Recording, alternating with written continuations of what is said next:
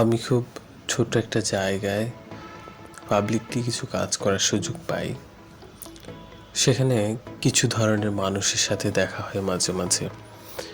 এমন কিছু মানুষ দেখতে পাই যাদের বাবা মায়ের অনেক আক্ষেপ, আমার অনেক টাকা পয়সা, কিন্তু আমার ছেলে বা মেয়ে সে যদি ক্যারিয়ারটাতে এইভাবে করতো, হয়তোবা তার এইভাবে করলে তার অনেক ভালো একটা স্কলারশিপের সুযোগ আছে, দেশের বাইরে যাওয়ার সুযোগ আছে।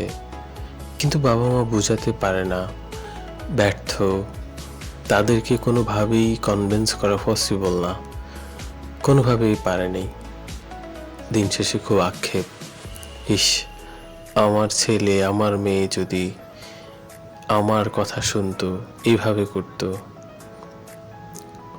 এমন কিছু মানুষ দেখতে পাওয়া যায়। আবার প্যারেন্টসদের মধ্যে এমন কিছু মানুষ আসে যারা চায় তাদের ছেলে অথবা মেয়ে ছোট একটা জব করে, হয়তোবা অথবা তার বাবা কোনো একটা চাকরি করে। আমি এমন অনেক দেখেছি, এই যে ঢাকা রাজারবাগ পুলিশ লাইন অথবা কোনো অনেক পুলিশের কর্মকর্তা বা জব করে, এই ধরনের অনেক কেউ দেখতে পেয়েছি। বা সরকারি অথবা বেসরকারি কোনো ছোট চাকরি করেন। অনেক স্বপ্ন ছেলে অথবা মেয়ের জন্য চান যে আমার ছেলে অথবা মেয়ে যদি অমুক জায়গায় পড়াশোনা করতে পারতো, এইভাবে ক্যারিয়ারটাকে গোছাতে পারতো, এটা করতে পারতো, ওটা করতে পারতো। অনেক আক্ষেপ থাকে, কিন্তু তারা কখনো পারে না। তারা টাকার জন্য, অভাবের জন্য স্বপ্ন পূরণ করতে পারে না। তাদেরও এক ধরনের আক্ষেপ। আবার এমন কিছু স্টুডেন্টসদের সাথে কথা হয় বা এই তরুণ প্রজন্মের, যাদের তেমন কোনো আগ্রহ নেই, বা তারা তেমন বাবা মায়ের অনেক টাকা আছে, কিন্তু ওইভাবে তার সে চাইলে হয়তো বা আরও সুন্দর করে ক্যারিয়ারটাকে গোছাতে পারতো। সে চাইলে হয়তো বা তার কাছে এমন অ্যাবিলিটি আছে, সেই চাইলে অনেক সুন্দরভাবে তার লাইফটা ক্যারি করতে পারে, অথবা দেশের বাহিরে ক্যারিয়ার করতে পারে। কিন্তু সে এই সবে তেমন একটা অভ্যস্ত না বা স্বপ্ন দেখে না। সে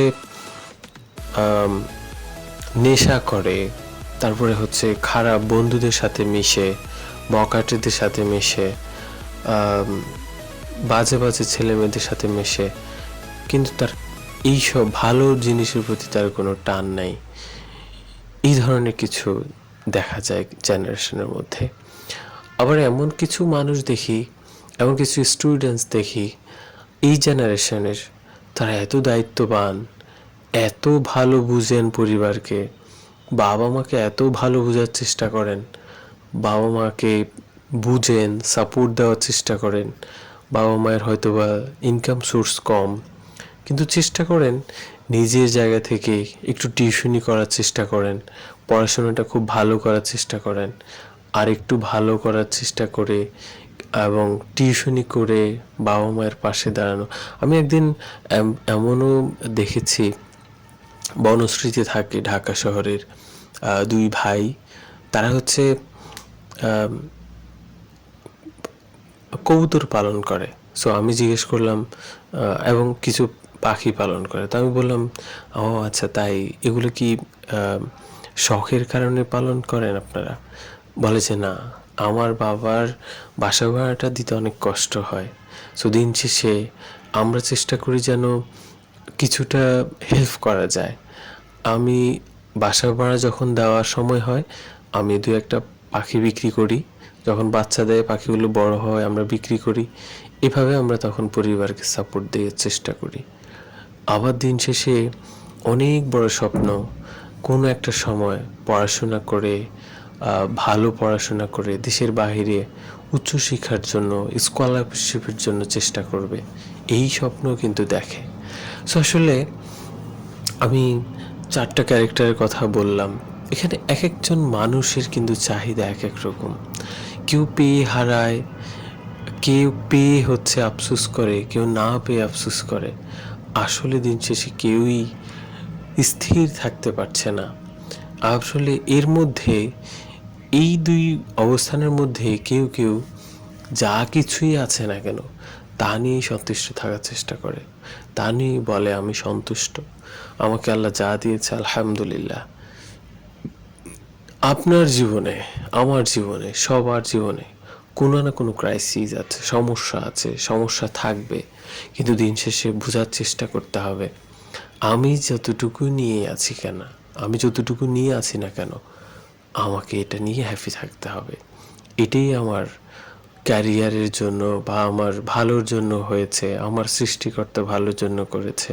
যে বুঝতে পারে, ফিল করতে পারে, পজিটিভ মানুষ সেইভাবে হয়তো বা চিন্তা করে। সো আমরা অনেক সময় হতাশ হই ক্যারিয়ার নিয়ে, আমি এখন কি করব, কি করা উচিত। আল্লাহর উপর ভরসা করে সামনে আগানো উচিত, পজিটিভ থাকা উচিত, নিজের যতটুকু সম্ভব, নিজের যতটুকু ইফোর্ট দেওয়া সম্ভব কাজে লাগিয়ে সামনে যাওয়া উচিত।